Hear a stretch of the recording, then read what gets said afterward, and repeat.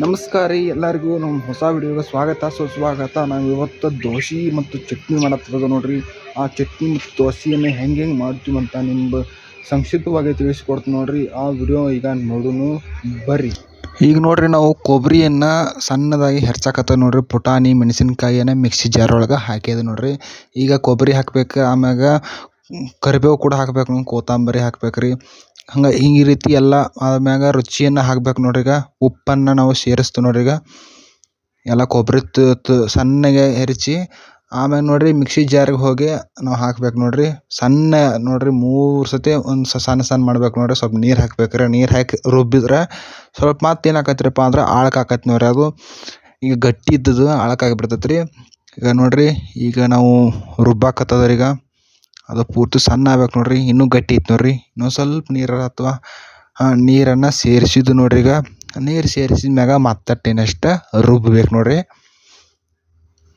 ಈ ರೀತಿ ಸಣ್ಣದಾಗಿ ರುಬ್ಬೇಕು ನೋಡ್ರಿ. ಅಂದ್ರೆ ಹದವಾಗಿ ಚಟ್ನಿ ರೆಡಿ ಆಕೈತೆ ನೋಡ್ರಿ. ಫಸ್ಟಿಗೆ ಈಗ ಚಟ್ನಿ ಮಾಡತ್ತದ್ರಿ ನಾವು. ಈಗ ನೋಡ್ರಿ ಇಲ್ಲಿ ದೋಸೆ ಹಿಟ್ಟು ಐತೆ ನೋಡ್ರಿ.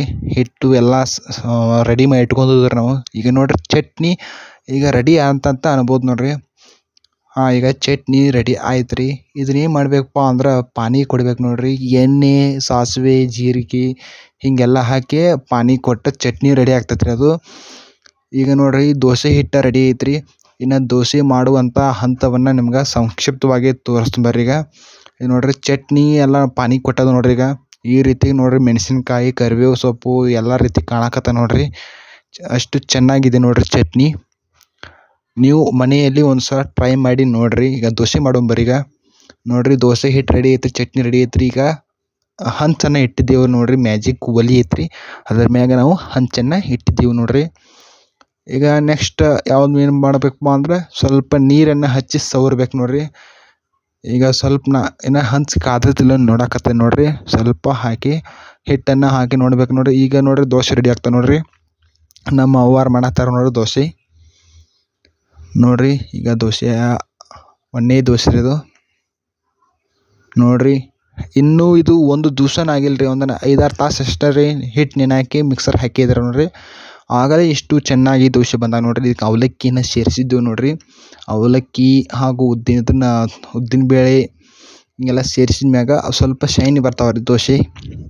ಸೇಮ್ ಹೋಟೆಲಲ್ಲಿ ಹೇಗಿರ್ತಾವ್ರಲ್ಲ ಹಂಗೆ ಇರ್ತಾವೆ ರೀ ನಮ್ಮ ದೋಸೆ ನೋಡ್ರಿ. ಈಗ ದೋಸೆಯನ್ನು ತೆಗಿಯುತ್ತೀನಿ ನೋಡ್ರಿ. ದೋಸೆ ಕೆಳಗೆ ಸ್ವಲ್ಪ ಬ್ರೌನ್ ಕಲರ್ ಕಾಣ್ಬೋದು ನೋಡ್ರಿ.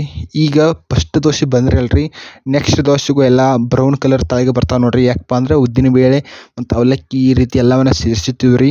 ಅಕ್ಕಿಯನ್ನು ನೆನಾಕಿರ್ತೀವಿ ನೋಡ್ರಿ, ಅದಕ್ಕೋಸ್ಕರ ಆಗ್ತದೆ ನೋಡ್ರಿ. ಈಗ ಚಟ್ನಿ ರೆಡಿ ಐತ್ರಿ. ಈಗ ಚಟ್ನಿನ ತಾಬಣ್ಣಿಯಲ್ಲಿ ನಾವು ಸರ್ವ್ ಮಾಡ್ಕೋತೀವಿ ನೋಡ್ರಿ. ಈಗ ಟೇಸ್ಟ್ ಮಾಡಿ ನಿಮ್ಗೆ ತೋರಿಸ್ತೇನೆ ರೀ ನೋಡ್ರಿ. ಚಟ್ನಿಯನ್ನು ತಾಬಣ್ಣಿಗೆ ಸರ್ವ್ ಮಾಡ್ಕೊಂಡು ದೋಸೆಯನ್ನು ತಗೊಂಡು ನೋಡ್ರಿ. ಈಗ ದೋಸೆಯನ್ನು ಟೇಸ್ಟ್ ಮಾಡಿ ನೋಡೋಣ ಬರ್ರಿ ಹೆಂಗೈತಿ. ಈಗ ಚಟ್ನಿ ಎತ್ಕೊಂಡು ನೋಡ್ರಿ. ನೆಕ್ಸ್ಟ್ ನೋಡಿ ಟೇಸ್ಟ್ ಮಾಡ್ತಾನೆ ನೋಡ್ರಿ. ಈಗ ಮಸ್ತ್ ಐತಿ ನೋಡ್ರಿ. ಒಟ್ಟ ನೀವು ಕಾಂಬಿನೇಷನನ್ನು ಮನೆಯಲ್ಲೇ ಟ್ರೈ ಮಾಡ್ಬೋದು ನೋಡ್ರಿ. ಮಸ್ತ್ ಟೇಸ್ಟ್ ಇರ್ತೈತೆ ನೋಡ್ರಿ. ಮನಗಡೆ ಸಖತ್ತಾಗೈತೆ ನೋಡ್ರಿ. ನೋಡ್ರಿ ದೋಸೆ ಮತ್ತು ಚಟ್ನಿ ಮಾಡಿದ್ದು ನಿಮಗೆ ಇಷ್ಟ ಆಗಿತ್ತು ಅಂದ್ರೆ ನಮ್ಮ ವಿಡಿಯೋ ಒಂದು ಲೈಕ್ ಮಾಡಿ, ಶೇರ್ ಮಾಡಿ, ಸಬ್ಸ್ಕ್ರೈಬ್ ಮಾಡಿರಿ. ನೆಕ್ಸ್ಟ್ ಇಂಥ ಒಂದು ವಿಡಿಯೋ ಜೊತೆ ಸಿಗ್ತೀನಿ ನೋಡ್ರಿ. ಅಲ್ಲಿವರೆಗೂ ನಮಸ್ಕಾರ, ಬಾಯ್, ಜೈ ಹಿಂದ್.